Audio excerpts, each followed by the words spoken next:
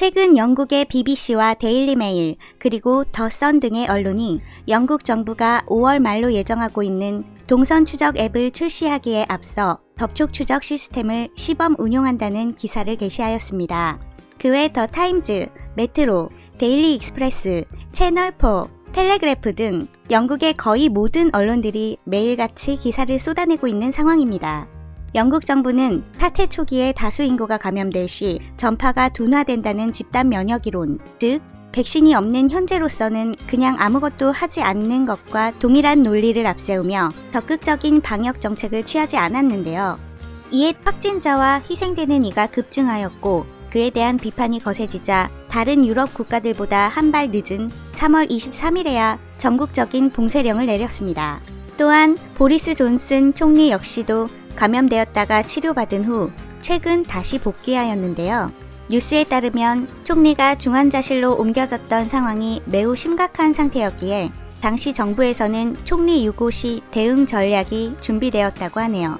현재 영국은 확진자가 약 18만 7천 명에 근접하고 희생된 이도 2만 9천 명에 달하여 며칠 내로 이탈리아를 넘어 유럽에서 가장 많이 희생된 국가가 될 것으로 보입니다.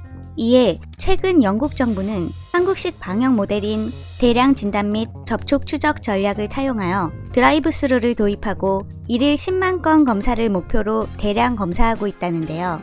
또한 봉쇄 조치 완화를 위한 전략으로 5월 말부터 접촉 추적 시스템을 시행한다고 발표한 상태였습니다. 그리고 최근 인구 14만 명의 화이트섬에서 한국식 접촉 추적 시스템을 가동합니다.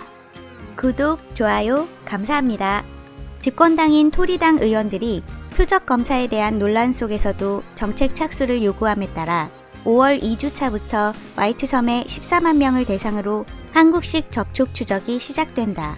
이는 토리당 원로들이 정부에게 논쟁을 멈추고 매트 행콕의 세간의 이목을 끌고 있는 표적 검사와 추적 시스템에 집중할 것을 촉구한 데 따른 것이다. 치명적인 발병을 통제하고 경제를 해치지 않는 방법을 찾기 위한 광란의 노력 속에 14만 명의 주민들을 대상으로 중요한 한국식 추적 시스템이 시범 운영된다. 화이트섬은 현재까지 확진자가 100명 조금 넘으며 희생자는 25명이다. 이 섬은 페리 또는 호버크라프트를 통해서만 본토와 연결되기에 비교적 통제가 용이한 교통망을 가지고 있다. 또한 다른 지역으로 접촉 추적 시스템을 확장하기 위해 필요한 경험을 얻기 충분한 14만 명의 인구를 보유하고 있는 이유로 시범 계획에 선정되었다. 주민들에게 근접한 사람의 데이터를 수집하는 NHS 앱을 다운받으라고 촉구할 것이다. 소규모의 접촉 추적 인원들이 추적 앱을 지원하여 확진자의 검사를 진행하고 확진자 근처에 있었던 노출되었을 수 있는 사람을 추적할 것이다. 정부는 5월 중순까지 접촉 추적 인원 1만 8천여 명을 모집하여 교육하길 바라며 필요하면 그 수를 더 확대할 수 있을 것으로 기대하고 있다.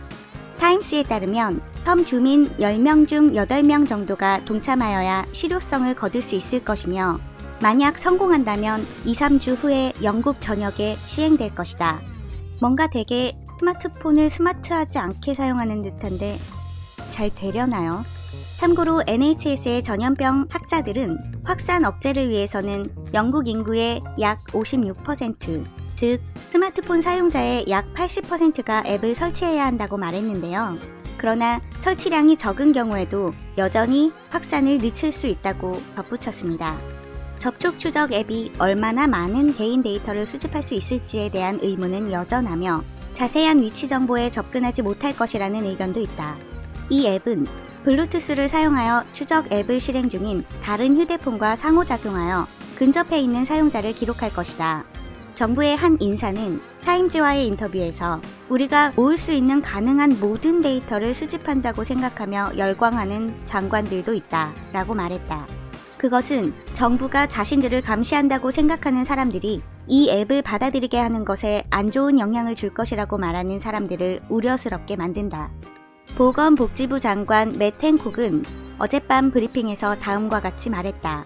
최근 몇 주 동안 우리는 국민보건서비스와 사랑하는 사람들을 보호하기 위해 역사적인 자유를 침해하였지만 우리의 목표는 자유임에 틀림없다. 바이러스로부터의 자유. 그렇다. 우리는 안전할 때까지 조치를 유지할 것이다. 보건복지부 장관인 맷 행콕은 모든 시민들이 원하는 대로 할 수 있도록 사회적 자유와 경제적 자유의 회복에도 관심을 기울일 것이라고 말했는데요. 다만 현재로서는 확산이 더 감소할 때까지 사람들이 집에 머물러야 한다고 전했습니다. 늦게라도 한국식 대량 진단 및 접촉 추적을 도입한 것은 참 잘했는데요. 안타깝게도 감염 방지 효과가 미약하고 증거도 약하다고 말하며 마스크 착용은 권고하지 않고 있습니다. 참고로 브리티시에서는 스코틀랜드만이 마스크 착용을 권고하고 있는데요. 독일은 이미 대중교통 이용 시 마스크 착용을 의무화하였고, 오스트리아에서는 슈퍼마켓과 약국을 이용할 때 마스크를 써야 합니다.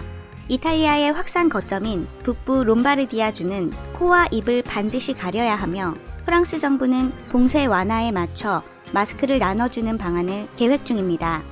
하지만 영국은 가장 기본적인 방역인 마스크는 권고하지 않고 있으며, 근데 또 가장 어려운 접촉 추적 시스템은 시행하려고 하네요. 영상을 마치며 영국의 앞날에 행운이 있기를 바라겠습니다. 구독과 좋아요는 영상 제작에 큰 힘이 됩니다. 시청해주셔서 감사합니다. 이상 올데케이였습니다.